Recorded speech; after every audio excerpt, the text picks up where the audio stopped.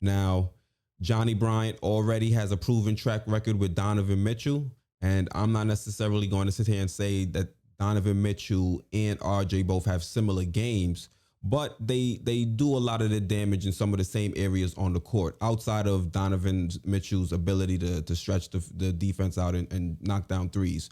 If RJ is able to kind of add that to his game and is able to be a little bit more efficient, then I think the Knicks are going to be a dangerous team to deal with in the Eastern Conference.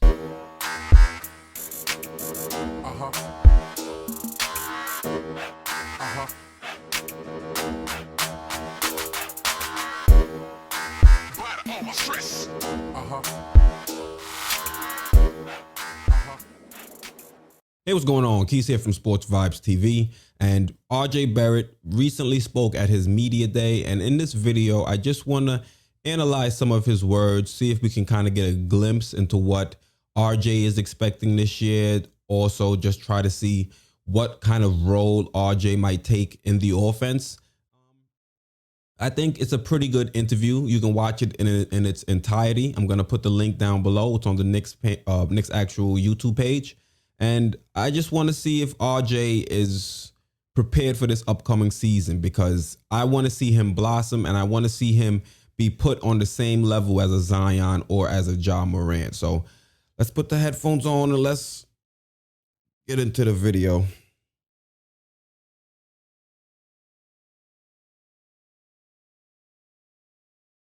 So this is going to be RJ during media day speaking and answering questions. All right, let's see what he has to say. RJ, how much have you had a chance to work with the assistant coaches on staff, guys like Kenny Payne and Johnny? Before we get into what he has to say, when RJ's looking at the screen, he just looks completely disinterested. That's the first thing I noticed. He's like our version of Kawhi when it comes to facial expressions. Bryant, Mike Woods, and those guys. What are your thoughts on them so far? I've been working with JB every day. It's really pushing me to get better.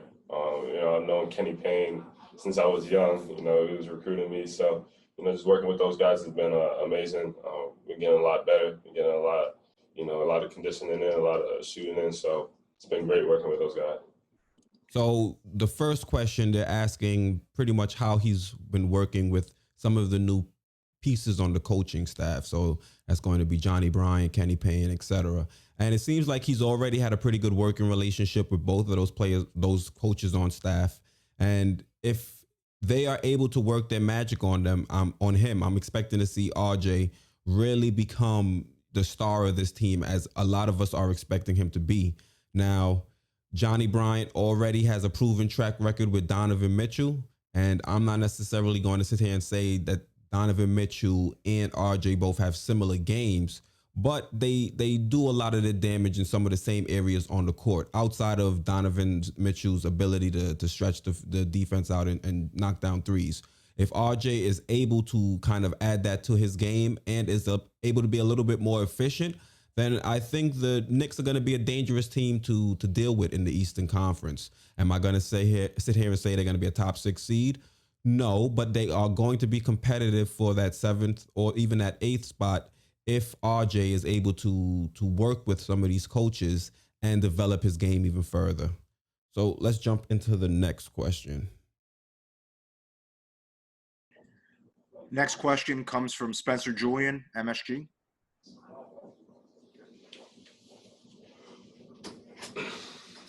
Hey, RJ. Hope all's well with you and your fam.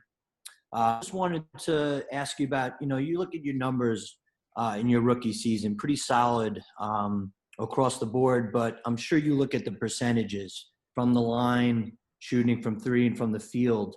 Can you tell us what you worked on as far as shooting as you approach this upcoming season?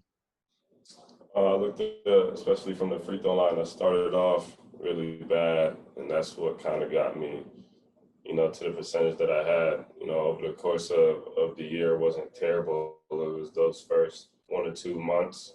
And I'm actually encouraged to know that, I kind of started at a really low point, so that the only way to go is up. The only way to go is up. I'm not worried about that stuff at all. I mean, whether it's shooting from the field. You know, some NBA superstars, their rookie years, they didn't shoot well from the field. I shot better than some NBA superstars shot in their first years. So that doesn't bother me at all.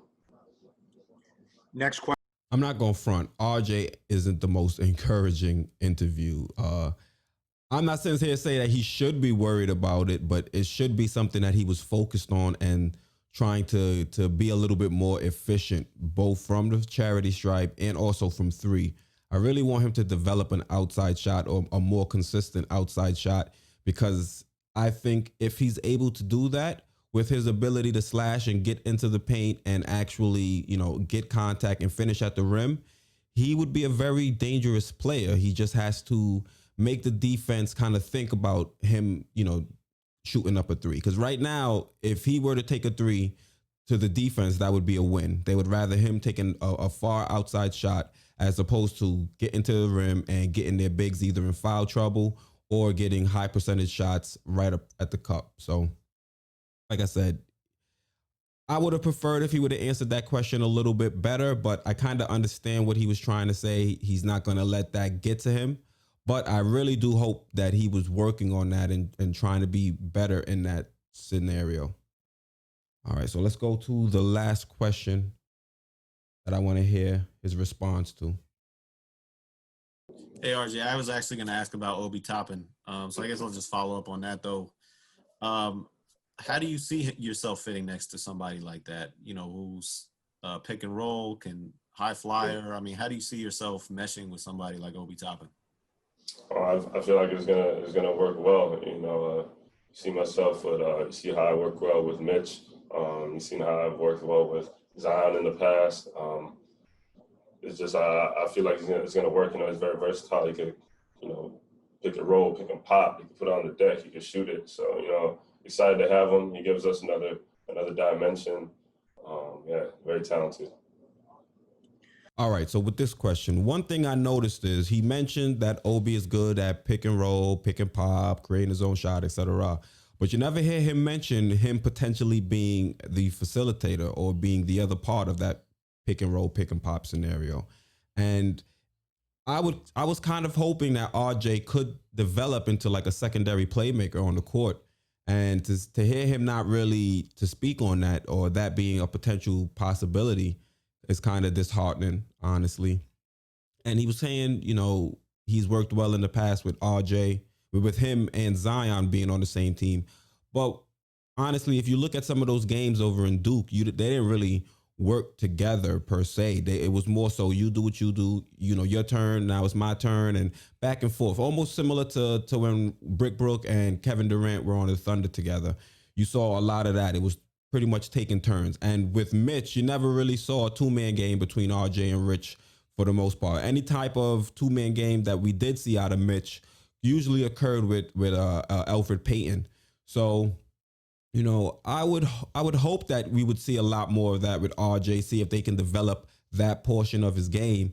Because, like I said, if he's able to expand his game and knock down the three-pointer consistently, and he's also able to be a secondary playmaker. I don't necessarily want him to run point. I don't want that experiment to be tried again.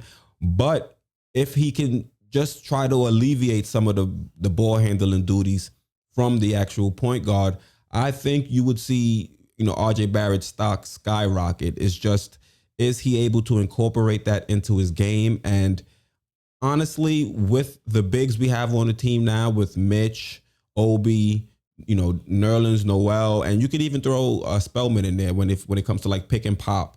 If RJ were able to expand his game, we have a lot of options that'll help him, grow as a player. And he could also help some of these younger guys on the team grow as well if he could turn into that, secondary facilitator. So you guys, let me know what you think down in the comments about RJ's press interview or press conference. It wasn't the best showing for me personally. Let me not bash him or say any, try to be too negative about it. There were other points in this conference where I liked what he said, but I'll let you guys go down and actually view it on the Knicks channel to get the full experience of the interview. These were just questions that I wasn't necessarily fond of. The first one I liked. The last two I was a little, lukewarm on them personally. All right. So let me know what you think down in the comments. Once again, I'm Keith, host of Sports Vibes TV, and I'm out.